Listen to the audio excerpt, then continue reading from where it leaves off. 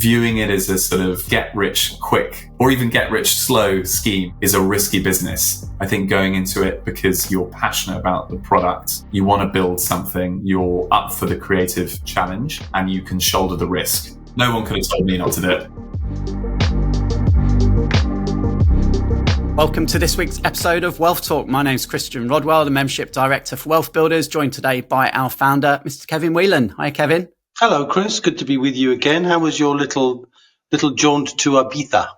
It was wonderful. Thank you. Yes, I was best man at my friend's wedding, and it's a magical place. I've been to Ibiza many times before and never fails to disappoint. So, yeah, it was great. Thank you. How'd the speech go? Yeah, it went really good. Very well received. Got some laughs, got some tears. So I think it did the job. Oh, that's the best combination, isn't it, really? Bit of humour, bit of pathos.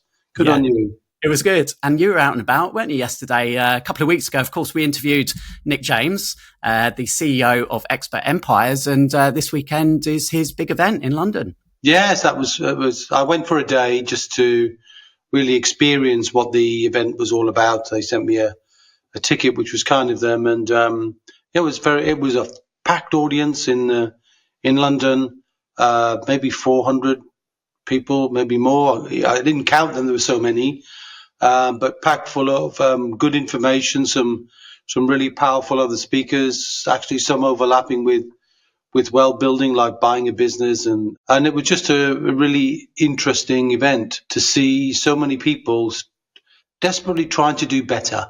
And I think that, and he does it well. So I was pleased with the invitation, and I would encourage people to go check out Expert Empires. Absolutely. And whilst we're talking about events, we've got our own events coming up. So I'll quickly mention those. 10th of October, I'll be back in London hosting the Cashflow 101 event, the game created by Robert Kiyosaki. So come along, grab a ticket. And in Bournemouth, my local town now, on the 24th, I will also be hosting a Cashflow event. And you can come along, play the game, or you can just come along and say hello, network, meet some like-minded people. So both of those events are on the WealthBuilders website, wealthbuilders.co.uk/events. And whilst you're there, why not register for our next webinar, which will be on the 22nd of October. And that one's all about how to create a clear path towards financial security. And we'll be showing our members and anyone wanting to find out more about Wealth Builder membership, Kevin, exactly what our process is to help people to generate multiple streams of recurring income from assets. And I mean, the way I look at it, the fundamental ethos of creating recurring income from assets, which is such at odds with the traditional teaching in schools and universities, which is get the education, get the job, and then save your way to retirement, which is a long old journey, 30 years probably. We can teach people how to do that in 3 to 5. So wouldn't you rather be set for life after 3 to 5 years than 35 years? You know, if you're interested in that, come along, see what it's all about. Absolutely. Okay, so let's move on to our main event today, which is our conversation with Seb Inglis-Jones. And Seb is the co-founder of a company called Maving, and they're Britain's first electric motorbike company. So innovators, Kevin, and today's story is really a good one. We wanted to feature this because it's one about resilience, because we know business can give you so much. And in terms of asset, it can build wonderful recurring income, can give you that freedom eventually. But as we'll hear from Seb today, those early years as a startup can be challenging. Well, we've seen this before. I remember we interviewed Louise Hill, didn't we, from Go Henry, and she was saying, you know, she worked so many hours and did so many pitches to raise funding, and that resilience was her number one lesson, and that, you know, that in the end, the business will create substantial wealth for her, but the effort you have to put in, if you're trying to make the business the primary source of your wealth building, is monumental. And so it is, you know, today. So we don't always advocate you put all your eggs in your business basket to build your wealth alongside your business. So create recurring income inside your business and recurring income outside of your business to sort of build a stepping stone in case the business doesn't sell, because only a handful of businesses, statistically 0.1, of businesses sell for life-changing money, and I mean $1 million plus, and that's probably not life-changing anymore. £1 million, is it? Especially not with taxes. And we'll be signposting a bit more in future podcasts about the budget, because I think it's the most feared budget I've seen in my 30 odd years of being around finance, Chris. I'm just seeing people nervous as anything about the impending changes that will touch all aspects of life, from personal tax, business tax, investments, pensions, inheritance in particular. So lots of people who've worked very, very hard to build their assets are fearful about what will be taken from them, or at least taken from the next generation. So we'll be doing some notifications, some events probably online and offline. So keep an eye on what we're doing, and we'll share that information with you. Okay, so lots of good nuggets to be taken from our conversation with Seb today. So let's head on over to today's conversation with Seb Inglis-Jones.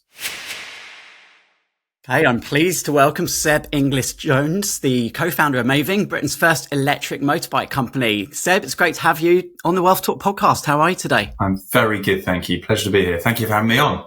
Whereabouts in the world are you today? I am speaking from my London flat where I live with my wife. I'm just in the process of moving, as I mentioned, and this is where I live when I'm not in Coventry at the factory, at the flat that I share with my co-founder, which is quite intense, but Well, we're going to hear all about the story today. And it was actually one of my colleagues, our senior consultant, Gary Whelan, who sent me your interview, which you did on the BBC, the You and Yours. And it was a very inspiring story, Seb. And, you didn't really know, you had this idea, you didn't know how you were going to achieve it, but you have, right? And so many people have ideas, but many never do anything about it. What makes you different, Seb? Oh, gosh, that's a good question. Look, I think that there are certain traits that every entrepreneur has that are key to starting a business. So high risk tolerance, a bit of stupidity when it comes to assessing your life, and I guess stepping away from serious jobs. But I think we didn't, as I said on that interview, we didn't set out to start an automotive business. My co-founder and I met at university, and we both wanted to start a business. We decided to start a business together because we became close mates. But at that stage, all we knew was it was going to be in some way contributing to the fight against climate change. And it was only later on, as we sort of, ideated and eventually got into the world of electric motorbikes, that through the process of just putting one step in front of the other, we ended up with a British automotive company making bikes and exporting them around the world. I think if I'd have told my sort of 16-year-old self that's what I'd be doing, I'd be worried and shocked. Yeah. So for any listeners who might not know about Maving, can you tell us a little bit more about the company and the vision that you had at the beginning there? Sure. So we are Britain's first electric motorcycle manufacturer. We've got a team of, I think, 46 it is at the moment. We've got a factory in Coventry, which is really the kind of the beating heart of the British automotive industry. It's where all the original players were making bikes right from the end of the 19th century. And we make electric motorbikes that are geared towards primarily urban riding. And the key thing is that they have removable batteries. So batteries that you take out of the vehicle, charge at a standard socket, so that you overcome that huge barrier to electric adoption, which is essentially poor charging infrastructure and the range anxiety it induces. And I guess the final thing I'll say is that all our bikes they really sort of lean into the British heritage of motorcycle design. So they're quite kind of classic or retro. And I'd like to think that they would make you think of the kind of greatest eras of British motorcycle design. And is this a passion of yours from a young age, motorbikes? Yeah, definitely. Actually, more. Cars was the first one, and then bikes came a little bit later. But yeah, I've always, I've grown up with posters of cars and bikes all over the place.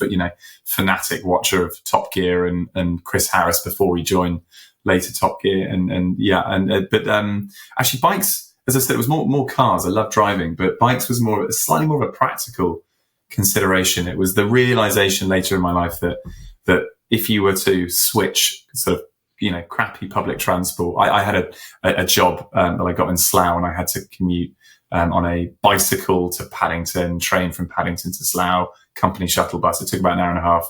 And I worked out that if I swapped that for a motorbike, I'd save 26 days a year in commuting time. And then I guess when I got on the bike, you can't go back. It's so much fun. It's such a good way of getting around town. So I think I developed that bug a little bit later, even though I had posters up of the bikes on my walls. You know, they say obviously entrepreneurs are, you know, always identifying problems, right? And trying to come up with the solution. So would you say almost that was, you know, the first steps in saying, well, hang on here, I'm working out how I can make a saving. And then the perfect storm of obviously the move towards electric. And you thought, hang on, you know, we could actually do something with this. Yeah, so sort of, you know, getting on a bike and realizing how sort of fun it was and affordable and manageable versus a car was definitely the catalyst to having bikes on the mind, as it were. The key thing that we, you know, sort of the gap, the problem we were solving was just that there was no such thing as an electric motorcycle or scooter. Certainly in the West, there absolutely was in Asia when we started the business, and we were sort of captivated by why that was the case. You know, at that stage, there was a lot of discussion around EVs. You had countries like Norway that had just got to 50% electric in car sales, you know, for new vehicles registered that year. And yet no one was saying anything about bikes. So that was what sort of got us interested. Why was that the case? And then what we discovered was that China had completely leapfrogged the rest of the world in birthing an industry of sort of low capacity removable battery two-wheelers. I mean, to the extent they were selling over 20 million a year. I mean, it was crazy. When we started the business, there was just 297 electric motorbikes and scooters sold in the UK in total. So, yeah, quite a disparity. And we thought, you know, why is that the case? And what can we do to address that over here, you know, with a kind of more of a UK European mindset?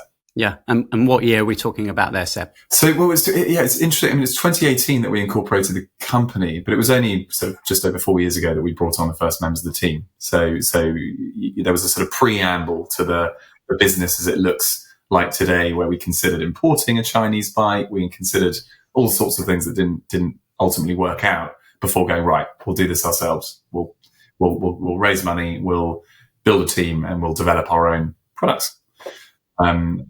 And as I said, I mean, you know, sort of in answer to your initial question, it took us sort of a year and a half to get to the point where we had the confidence and the kind of determination, I guess, to respond in that way versus like an import business, for example. So I guess it's in that year and a half, that almost that wilderness phase, right, where many people, they never actually make it, right? They die with the weeds, and you know, you're not paying yourself on the business. You're waking up every day and probably, you know, barely getting any sleep during those years as well. I mean, what kept you going? To some extent, yes, to all of the first bits. Actually, on the sleep front, that was when we were getting sleep. That was the golden era of sleep, because we had a bunch of kind of gig jobs that we were doing to pay the bills. And we sort of got it down to a fine art. So we were only doing about 1 day a week of earning work. I mean, we had, you know, we were paying ourselves like 18 grand a year. But and then we devoted, you know, 4 to 5 days a week to sort of starting business. But back then, when you don't have the pressures of investment, you don't have, you know, mouths to feed in the form of a team, you know, you're kind of on your own time. And so that was actually a less I mean, of course, you've got the burden of having quit your job and told all your mates that you're going to do this. So there's definitely an expectation. But that was a lot less stressful than, you know, the scenario where you're kind of exporting bikes around the world and there's, you know, financial pressures and all that. And were there moments throughout that phase when you looked at each other and said, you know, can we actually continue? Is this actually a viable idea here? Many times, absolutely. Yeah, we spent 8 months putting together a plan for an import business that didn't work out. We went out to China, spent a month there, looking at the supply chain, looking at products, basically coming to terms with the fact that the first iteration of the business wouldn't work. Lost all of our, you know, spent all of our money, came back, tails between legs, broke. Decided that we needed to earn some cash, did a bit of film production. That was incredibly stressful. It was not relaxing. Took a bit of a break from each other as co-founders, a bit of a breather, and then came back together and went, actually, the market opportunity here is too exciting to miss. And so let's do this and let's start from scratch. You know, let's build a prototype. Let's concept our own design, and eventually fundraise and so on.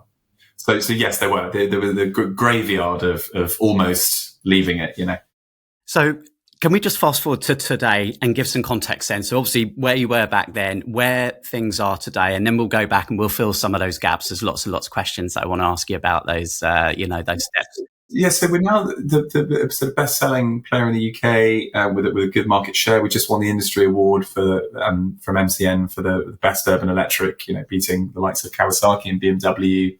I think it's fair to say that our bikes are some of, if not the best reviewed bikes around the world.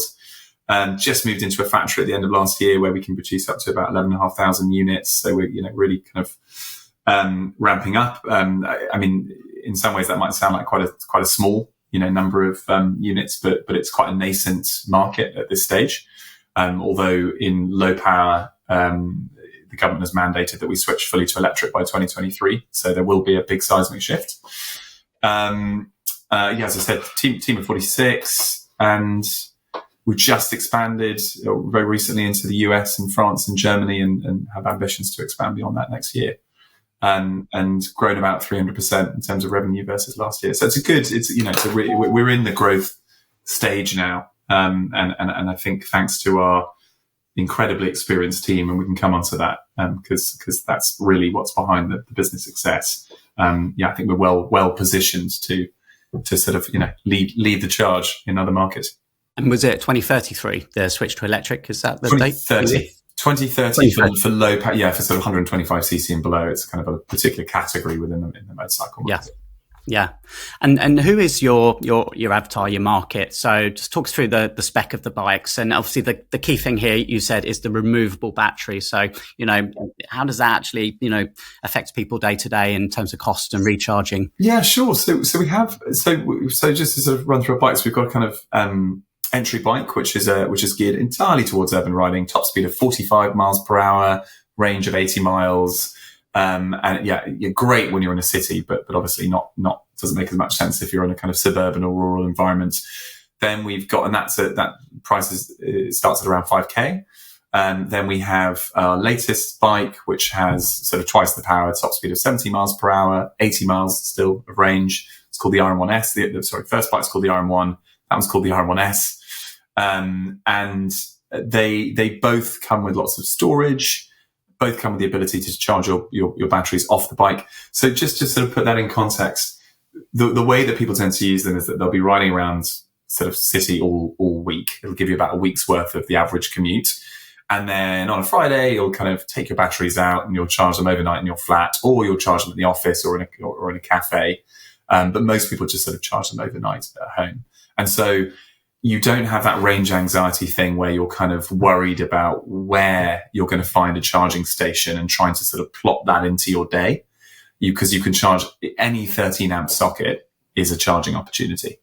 So just as no one panics about the fact that an iPhone only gives you about 2/3 of a day worth of charge versus, for example, a Nokia 3210, good old 5 days worth of charge.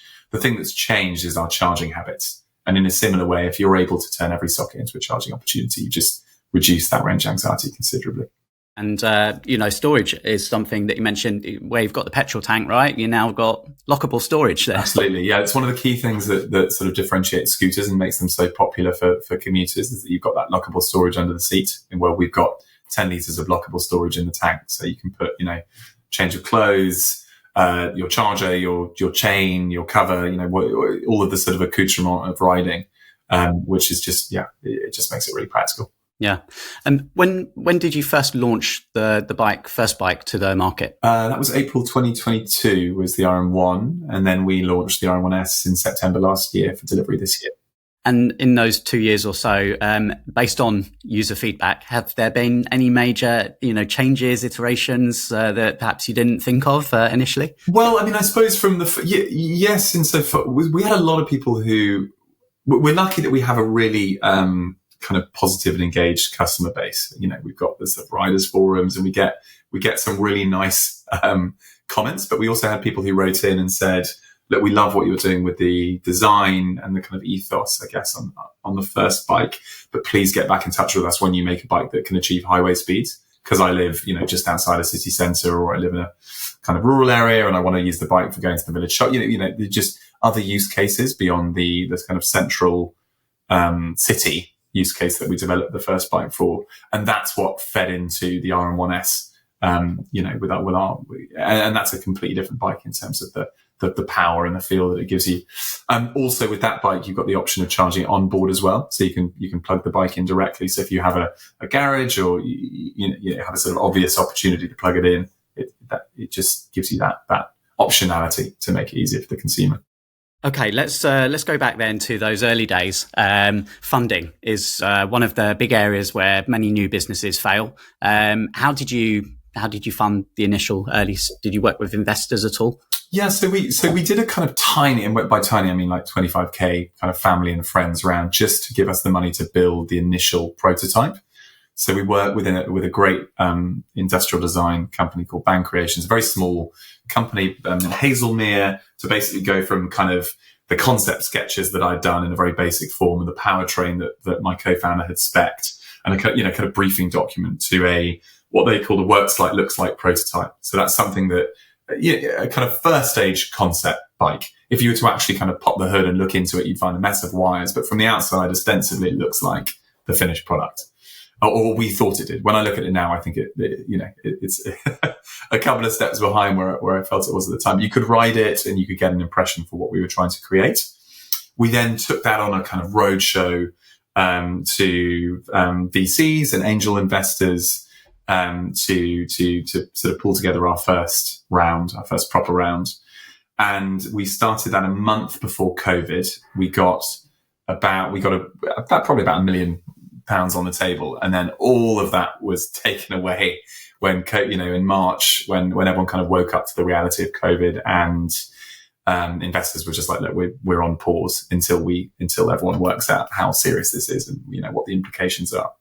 And so I guess for the sort of second or 50th time in a row, we felt like everything had come to an end despite having built this great prototype. But the good thing about I guess one of the things that happened in COVID is that people realized that there were some businesses that were going to do incredibly well. And one of the sectors was personal mobility. E-bikes sales went through the roof because no one wanted to get, be on a crowded tube. And so investors sort of came back to the table, and we were able to get a deal done later that year, which is obviously when we had the capacity to make our first hires and when everything changed ultimately. That really is the entrepreneur roller coaster, isn't it? I mean, just thinking back to that moment when COVID struck, when that investment money disappeared, I mean, it probably gives you a funny feeling in your stomach now thinking. Well, luckily, not luckily or not luckily, I mean, so many, subsequent painful things have happened that one's wiped out. But I mean, if you can imagine it, we were, I would bicker with my co-founder about whether we had the cash to hire a van to drive a prototype to an investor, and whether or not we should print out our investment deck. And, so when COVID came, it completely, I certainly had no income. My co-founder had to go back to South Africa, where he's from, to go and be with his parents. It very much felt like it was all over. So the moment where you get your first investment and you suddenly realize that you can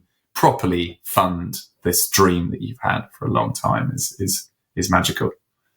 Let's talk about joint ventures then. That's one of our 7 pillars, our model at WealthBuilders, Seb, and working with others so that you're pooling your resources, your knowledge, your funds, many, many things. And, the process of working together with Will, a co-founder, talks through that. Do you feel that, you could have done this by yourself, and how have you both kind of fallen into different roles and taken different responsibilities along the way?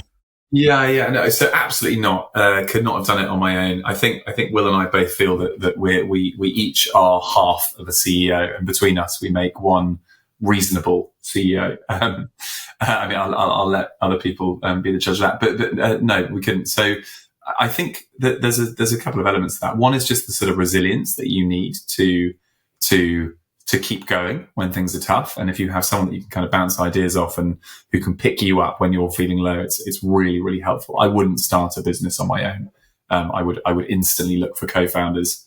And I think the thing that's really, a lot of people make the mistake, and this is crazy because I'm talking about, I work with one of my close friends, but that's not a good premise for choosing a business partner. Ideally, you'd have someone that you work with before and that you can work with well. You've got a track record of working together so that you know each other's skill set and strengths and weaknesses.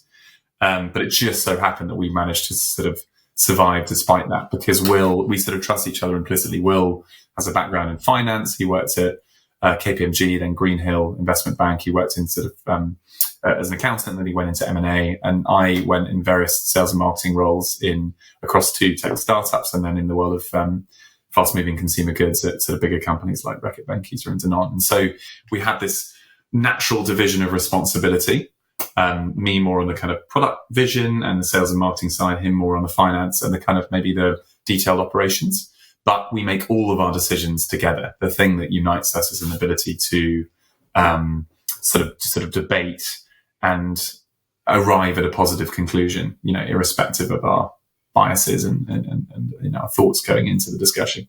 And have you managed to maintain the business just between the two of you now in terms of ownership? Have there been, discussions about sharing equity along the way? Well, we have a big cap table, a sort of great investor base, and we also all of our team are equity incentivized as well. So everyone is a business owner, and that contributes to the kind of everyone pulling in the right direction for kind of mutual success. So I suppose the business is already shared amongst a good set of people. It's also a very capital intensive business, starting an automotive company. So it's unlikely that you would get very far without divvying up your equity. So yeah, you give some good advice there, I think, for anyone listening, and I actually say the same thing. I do believe working with others makes it a lot easier and more enjoyable as well, right? It's a pretty tough game running a business by yourself. Let's talk about expanding into new territories. Then you mentioned now launched in California and some European territories as well. So did you do any joint ventures with distribution companies, like working with other people who understood those territories? How did that come about? As a small business, we need to partner with bigger businesses to develop the technology that we use in our bikes. So I guess I think of our suppliers as partners, with this project, because as a small business, you need to partner with larger businesses to develop the technology. So, for example, like Bosch, I think of as a partner. We went to them to develop the powertrain for our first bike, and that's crucial to achieving the kind of quality that we wanted. So yeah, as I said, there's a kind of partnership element to all of our supplier relations. We rely on them for their expertise as to how to manufacture individual components, and they rely on us to ultimately be able to combine those components into a product that people will love. So that's the way in which I guess we've done joint ventures so far. But really further down the line, I think we built a product that makes sense in the UK and European market. But if we ever want to successfully enter the big Asian markets like China and India, so China's biggest market at the moment, China's the biggest EV two-wheeler market. India is the fastest growing and is the biggest motorcycle market, but both of them have a much lower price ceiling. The average product over there, people are paying $400, $1,000, not £7,000. So a joint venture with an Indian OEM, for example, to make a lower cost product, Maving product, would be absolutely essential to be able to truly penetrate those markets. So those are the two kind of ways I think about JVs, but because we're a direct to consumer business, the international expansion piece, we've mainly been managing that ourselves. So we have general managers on the ground and we deliver and service bikes ourselves in the core markets in which we're operational. So focusing then in on the financial growth, when you were obviously developing, were you looking to achieve a certain margin with the product? Yeah, it's interesting. I think that there's a sort of quite like an American growth model where people expect to be unprofitable for a much longer period of time. I think for us, it was really crucial that we had a good gross margin and the business, we could see, what our hurdle rate would be to profitability in the relatively near future. And I think the profitability of our bikes, and particularly through our direct to consumer model, is one of the things that we're most proud of. Yeah, talk to us a bit more about that then. So obviously on the website, I see the banner at the top, and from £92 a month, you can own a wonderful Maeving motorbike. So how did you come about with that model? Well, I think it's not a surprise that the legacy model is one of dealers and distributors, because in a kind of pre-internet era, that provides suitable advertising and logistics. But, you know, the reality is now that there's so many tools at your disposal to be able to offer, in our case, roadside delivery and servicing, and to be able to communicate effectively with customers, that it wouldn't make sense not to go down that route, because the direct route gives you direct relationships with your customers, and then they become much more brand loyal, and you know you'll hopefully see them returning to sort of repeat purchase further down the line. I certainly know as a consumer, if I order anything from a kind of sofa to a car these days, I would ideally like it to be delivered to my house, and I wouldn't like to have to go to the outskirts of a city to find, you know, to a particular space to get it fixed. I would love it if someone could just come and do that at my house or my place at work, you know, at my discretion. So I think, and actually the inspiration for that for me was, I think it was Simba, one of the companies that started delivering mattresses for the first time direct to consumer. And I thought everyone would have thought to themselves, hang on a minute, surely you've got to go to a shop and lie on a bed and a mattress to decide that you want it. But if someone offers you a service where they'll deliver it to your door, you can lie on it, and if you don't like it, you can send it home that day. You know, it's amazing. And so we're lucky that we live in now in a kind of tech-enabled space where you can perform that kind of service. Let's look at, again, some of the challenges that you've had to take along the way. So some of the calculated risks, you know, how are there any in particular that come to mind? We've talked obviously some difficult times during COVID, as well with Ukraine and Russia. I believe when we were talking, you said that was another pivotal moment. You know, how have you overcome some of those? Well, I mean, look, the first thing I say is that every decision that you make as a young business is a calculated risk, you know, especially before you're profitable and can sort of fund your own mistakes. So I think of the entrepreneurial journey as sort of littered with calculated risk. I mean, I think a big thing for us was having stepped away from the first year of thinking about importing a Chinese bike. And one of the things that we found when we went out there was that the quality, because all those products are built to a much lower price ceiling, the quality was less good. You know, Chinese manufacturers are incredible at making high quality products. It's not so much that, it's just that the domestic market tends to require more affordable products that are less high quality. And we stepped away from that, realizing it was really important for us to, by contrast, focus on quality and make that one of the kind of cornerstones of the business. And so the kind of calculated risk that we took was to only hire very experienced engineers, to not do the kind of classic startup thing of hiring young, hungry, affordable, aspirational, you know, individuals, but instead people who'd been there, done that for decades and decades. And obviously by doing that, you're bringing on a very, you know, quite a high cost base. Our first hire was the former head of product at Triumph. You know, for a long time, the least experienced person in our team had 17 years of engineering experience. And so the risk that we took was bringing on, you know, relatively high cost base relatively soon.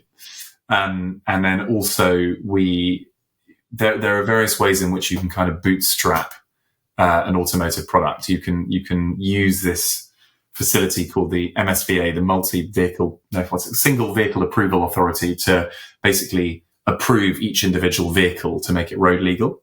Whereas we went down a very costly and extensive process called the homologation process, where you basically send vehicles off to a sort of center and you pay a lot of money for them to be bashed to pieces and undergo lots and lots of testing to assess that they are road legal. And then you get a kind of homologation quality stamp. And all major European players, every car that you see on the road would have gone through that process. All those videos that you've seen of crash tests and all that kind of stuff. And we invested in that because we wanted our product to be of a high enough quality that we could export it without any concern or risk to the consumer.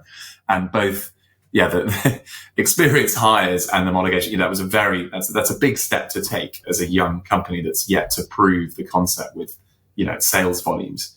But I think it's paid off, because whereas a lot of EV startups have failed because they've had product issues, they've had recalls, we haven't. And we have an incredibly low product fault rate as a result. And we've been commended on our product quality. So I think that was a pretty pretty big risk. It could have been, but it's definitely paid off. In terms of building the brand then, how important has building social media presence, building, a brand loyalty been to the growth and the success, would you say? And how much do you focus on kind of the online presence? Well, I mean, it's been crucial. I mean, I think there's a lot of strands to it. I mean, particularly important in our sector, and maybe across all product sectors, is product reviews, is the PR space. It's really important that when you go on Google and you type in Maving or electric motorbike and you sort of search for us, that there are a plethora of good reviews from third party, adjudicators who basically go, yes, this is a legit business, this is a good company, this is a good product, you'll love it. So that was a really important piece. But no, online presence is crucial for us, because as a direct business, we don't rely on distributors and stores for our presence. Most people will find us through a Google search or through a meta campaign, and then enter our universe and speak to, one of our sales team, or kind of learn about us and make their decision over a contracted period of time. But no, absolutely crucial. I'd say that we're a very brand centric business, and we're really, as I said, leaning into the kind of British heritage, and so that's been very important. And it wasn't that long ago that if you ask the average person on the street, have you heard of these guys, they'd say no. And now I feel like we're sort of cutting through a little bit more, and people have heard of us, which is really nice. I love the story that I heard on your BBC interview, where you said that you and Will were in the car together, and someone pulled up alongside on one of the bikes. And that was one of the big I'd always said that was one of the things that I was most excited, just in terms of things that you're proud of when you start a business. People can talk about opening their first store, their first sale, first bit of investment, but one of the things for me was the idea that you would be at the traffic lights, maybe on one of our bikes or not, and someone completely random who you've never met, you've had no interaction with, because your first few customers, you know them all by name. But when it had got to the stage that it was a completely random person, they didn't know who I was, putting up next to me at the lights on one of our bikes, that was a very proud moment. For sure. Yeah, I think we said that the minute that happened, we had to go and buy a bottle of champagne and drink it there and then, which I'm not sure quite happened, because I think it was an awkward moment, but we did subsequently have a bottle between us. So I can imagine, you talk there about the first few customers, you literally know them by name, you're seeing those orders drop in, and it's, very special in those early days. But as a business grows, you need to grow as an individual and learn to start letting go of things. And as you say, bringing in the team, expanding the team, becoming more the CEO of the company, something that, of course, you're not taught at school. How do you find that? Do you find sometimes you just want to get in the weeds and get stuck in, and you've got to stop yourself from doing that a little bit, or do you still very hands-on? Yeah, it's a good question. It's a balance. I think you have to get good at saying no and understanding what you need to, what you need to hand over to your team. I mean, there's a reason why you hire experienced people, and also, Will and I are the least experienced people in the company, so it's not suitable for us to be being too hands-on with certain things. You've got to trust the people that you hire, but equally, I think it's important as you grow to not become so divorced from the day-to-day. You need to understand what the problems are on the ground. I mean, it's our factory, basically our office is on a kind of mezzanine that runs around the factory floor. And so it's really helpful to be able to walk down and understand what's going on any given day, in terms of production, to see the bikes being loaded up into the vans and understand the delivery and servicing schedules and so on and so forth. So I think you simultaneously have to let go and trust the people that you've hired to ultimately run, their departments. But you also can't be too divorced from what's going on the ground, or it'll take you months to realize that, you've got a particular customer service issue or whatever it might be that you need to understand. A lot of people start a business because they want to escape the rat race. They want more freedom, they want more time, they obviously want more finance and income.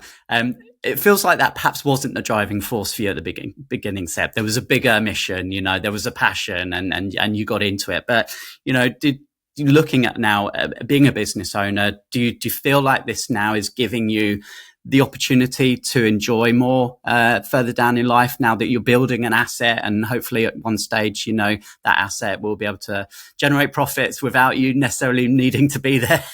Yeah, I totally understand. You're right that it wasn't the key driver for me in starting the business. I think creatively the idea of starting a business really appealed to me, definitely contributing positively to climate change. But of course, financial freedom and personal freedom is something that becomes more and more appealing to you, particularly if the business seems like it's going well. But I really would say, and this is probably not what you or your business, your aspiring entrepreneurs want to hear, but starting a business is a huge risk, and statistically you will fail.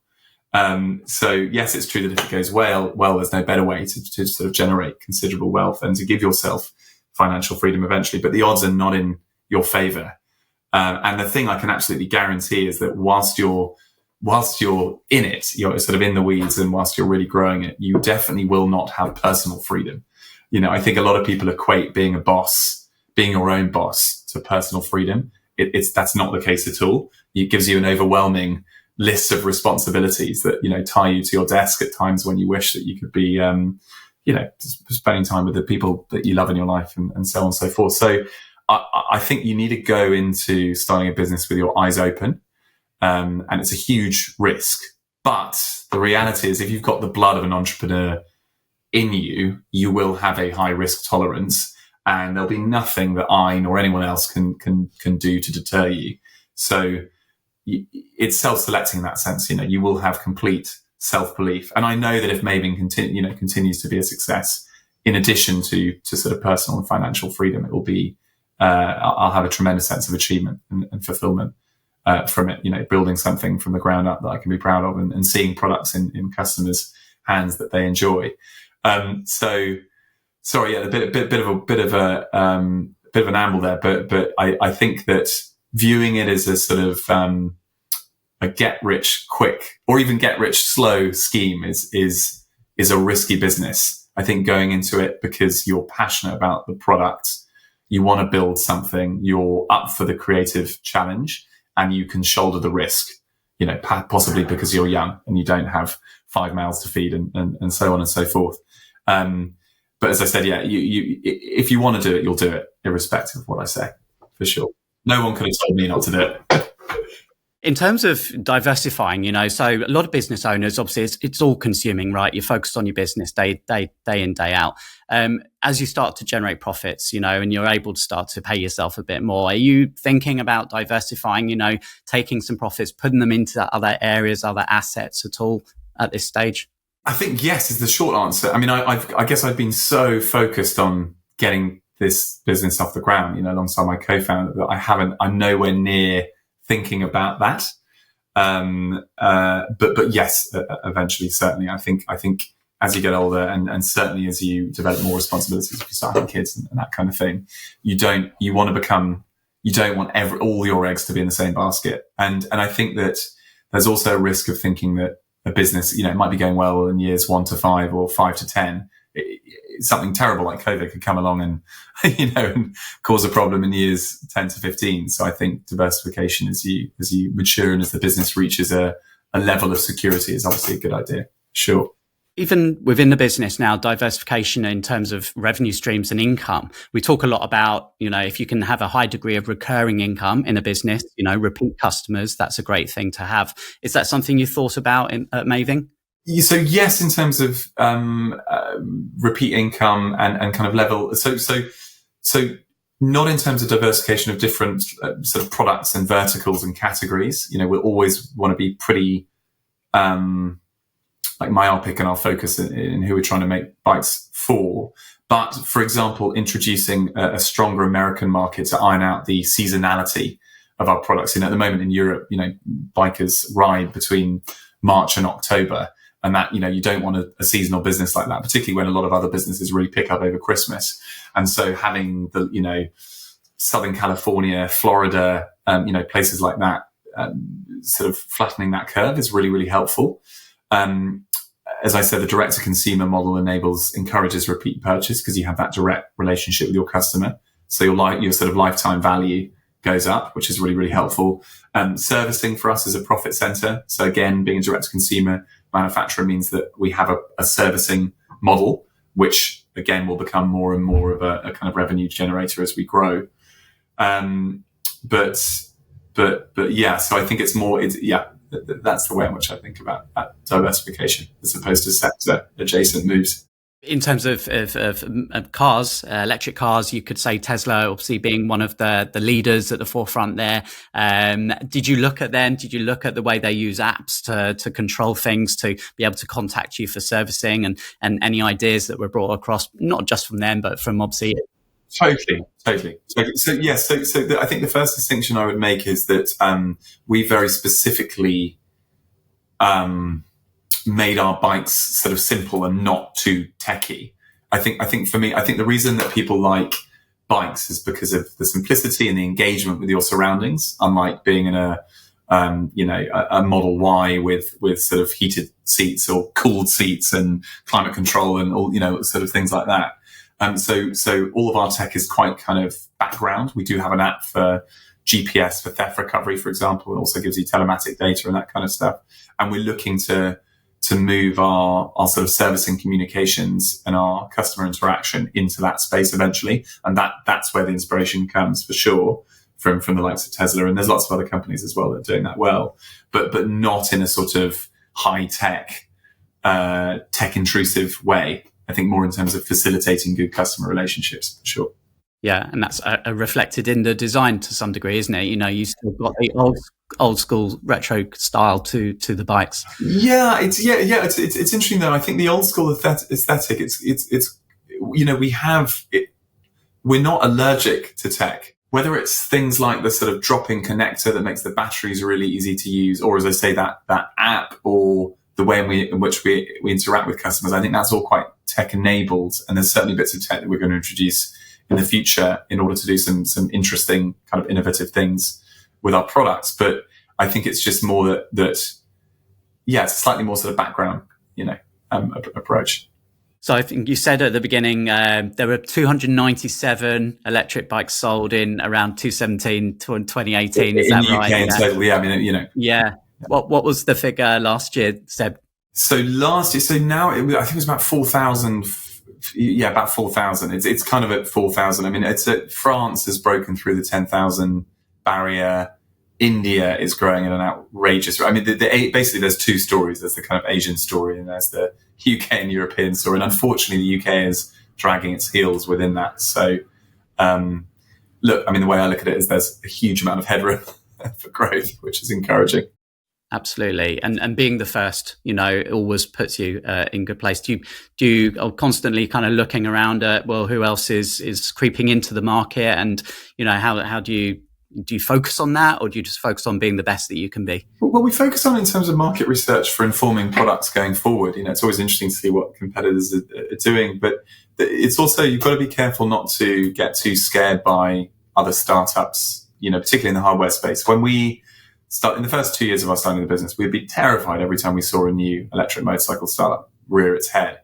And the reality is it's so hard starting a business and starting a hardware business and getting a good team together and making products that can pass homologation and so on and so forth, that almost all of those players have disappeared. I mean, literally, you can count on your fingers now the number of certainly European and UK, EV startups that have succeeded, and a lot of them have failed for the same reasons. So you've got to, at some point, be careful not to become too distracted by what's going on around you. I think it's always interesting thinking about what the incumbent, OEMs will do eventually. They've been pretty slow in the space, and obviously you've seen the likes of Tesla, but also Chinese companies like Yadeer and Ola in India. These are companies that are now some of the biggest two-wheeler companies in the world, and you haven't heard of them. They're just so. There is absolutely the space to completely, take share from the existing incumbents. So final thoughts then, Seb. Would you class yourself as a visionary? And are you looking into the future now? Are you looking 12 months ahead, 5 years ahead, 20 years ahead?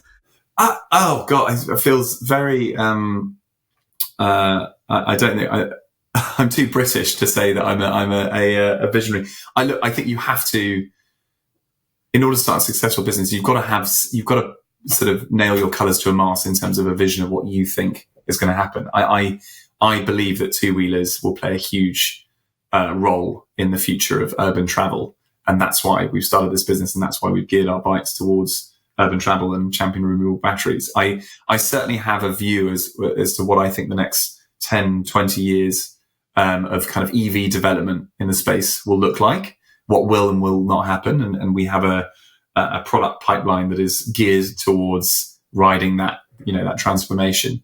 So yeah, I'll say yes. I'll say yes. I am a visionary. But I would also say that one of the things that happens when you're kind of in the weeds of starting a business is that there's a risk that the way that Will and I call it is you forget to look up. You're so focused on the kind of day to day, how's the factory running? What are the expenses? What's happening with this individual, that you've got to make sure that you keep on kind of replenishing your vision and that it keeps on growing and that you don't kind of get to the end of it. You don't get to the end of a 5-year plan and then realize that you don't have a plan for the next 5 years. And we're definitely at that kind of inflection point now where growth is good. We feel like we've established ourselves in the market, and it's now really important for us to actually build on that and continue to make market leading products, not just to sort of rest on your laurels and assume that you can expect 300% growth year on year for the foreseeable. So for someone listening now, Seb, who's embarking on a similar journey, starting a business, if you were looking back now to give yourself some advice at the beginning, what would be a key piece of advice for someone? Oh gosh, definitely surround yourself with good people. The old adage of people, make good businesses, good people make good businesses is completely true. All of our success has been due to good advice from good advisors, amazingly experienced professionals. So yeah, get a co-founder as a first step, and then surround yourself with good people at every stage of the business. And then also, everything will take twice as long, cost twice as much, and be twice as hard as you expected. So yeah, make sure you've got the cash and the energy to get you through. Seb, thank you so much for sharing your journey with us today. If listeners want to learn more about Maving or get in touch, where can they find you? It's an absolute pleasure. So just pop online, maving.com or Maving Electric Motorcycles if you want to go on Instagram and check us out. All right. I hope you enjoyed listening to Seb there. So before we dive in, Kevin, let's just head to Trustpilot and say thanks to those that have left a review this week. And I'm going to scroll through and pull out one from Bishoy. And Bishoy says, WealthBuilders has been a great part of my wealth building journey. I particularly like their cash flow board game events. As far as I'm aware, they are the only organization that run these events on a regular basis. Not only is it great fun, but you get to meet and network with a lot of like-minded people, from beginners to seasoned investors. Highly recommend WealthBuilders as a whole. Very nice. I love events. We talked about the Nick James event. We've talked about, in many cases, historically, Chris, that wealth building, whether in business like Seb or other assets, can be quite isolating. It's good if you've got a business partner, and that's great in his case, but can be quite a lonely journey because in the main, you're the pioneer, and pioneers are cutting a path forward. And when you're doing that, you're often at the sharp end all of the time, and you get so little time to, I suppose, really get a sounding board, second opinions, good guidance, lessons and mentorship. So I think it's critical, in my view, that you surround yourself with like-minded people, just as the review has indicated there, because that's the best way to keep you accountable. It's the best way to keep you motivated. It's the best way for you to realize that this is possible because other people are doing it. So, so keep the events going. Chris, on the cash flow, that seems to be going down great guns, and we hope to widen the cash flow game. So if you're somewhere in the UK or even around the world and you're interested in hosting a cash flow event together with us, that would be great to know, because at some point, Chris, we would hope to be hosting these all around the UK. We sure would, yeah. And you can actually head to wealthbuilders.co.uk/cashflow. And if you're interested in being a host, you can fill out a form and submit that to us right there. Okay, so let's stick on that theme then, talking about working with others. So Seb, of course, is co-founder with Will for Maving. And taking it back to the beginning, I asked him, what was the vision? And he said really all they wanted to do was be involved in some way towards tackling, climate change. And then they kind of fused that with a love and a passion of motor vehicles and then bikes, and then spotting an opportunity. So every entrepreneur obviously sees a problem, thinks, hang on, we could do something about that. And obviously he was traveling, commuting in London, busy city, and seeing the opportunity that there were no electric bikes available in the UK. And it just kind of merged all of these things that they wanted to do. And there was the business idea. Well, I think the other lesson I'm picking up from entrepreneurs, Chris, is go to pubs a lot. Because, the best ideas often get stimulated from a pub. And I believe that was a pub in Durham at university. And I think when we spoke to Louise, there was some drinks involved. So the more you go to pubs, the better it is. Yeah. So yeah, moving on from that, they then decided, okay, start the business. And I think there's lots of good lessons here and how long it takes in that initial proof of concept stage. They started the business 2018. It was 2022 before they actually launched to market. And they talked about the tough times, having to sort of do those gig jobs just to bring in some money. And, I think you have to be prepared for that, don't you, when you embark on starting a new business? And also to the resilience to go through COVID. You remember you talked about raising funding, and then the funding kind of got pulled because of the fear and the reaction to the pandemic. And I'm so pleased that the story ends up with a happy ending, that money did come through. And it's just so interesting when you look at the difference in the size of the market between, you talked about China, India, other warmer countries where you don't have this huge seasonality like we have in this country. So, a very interesting one. But I do love the idea that they've really found a home. I think it's Coventry is where they make their vehicles. And that's the true historical home of all the major bike manufacturers, BSA, Triumph, Norton.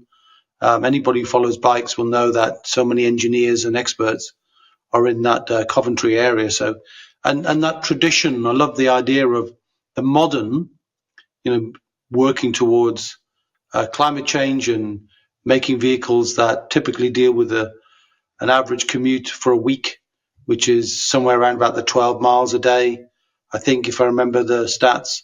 So, you can, that sort of means you've got a week's worth of charge. But to take the battery and be able to plug it in and charge it reminds me of, I'm an older man now. So when I play golf, I've got a powered trolley, and I take the battery out and I charge it, and then you go again. But to think about that as a commuter travel, I think is genius. And I just love the idea, the combination of that together with something that looks great. And we're not talking about low cost products here. We're talking about premium products, and that's reflected, I think, in the design and the history, and fair play to them. But the thing that impressed me more than anything else, other than that resilience and all the things we've talked about, is there is a recurring income business in there. It's not just the sale of the motor vehicles, the bikes themselves, but the fact that they deliver them really where you are. And they don't have the cost of a network of branches, of showrooms, and they bring the bike to you and they service the bike where you are. Means who wouldn't take that up? I mean, the conversion rate of the number of people who buy the bike compared to the number of people who would want to be serviced where they are, I would expect that to be so high, and therefore has a very strong recurring income.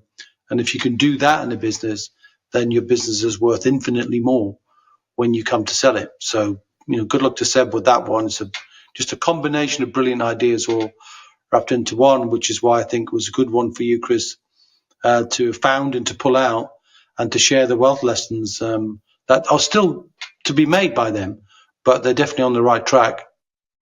Yeah. And what I liked was that whilst, of course, Seb and Will, they're building an asset for the long term. It was also the feeling of personal achievement of building something from the ground up. And that's something obviously that, you can't get from necessarily just being in a job. Of course, you can have loyalty and, be rewarded and recognized. But when it's something you've created, when you've turned it from an idea in your head to something that is actually impacting hundreds or thousands or even millions of people in the world, then that's something pretty special. Indeed, yeah. So fair play to Seb and the rest of his team.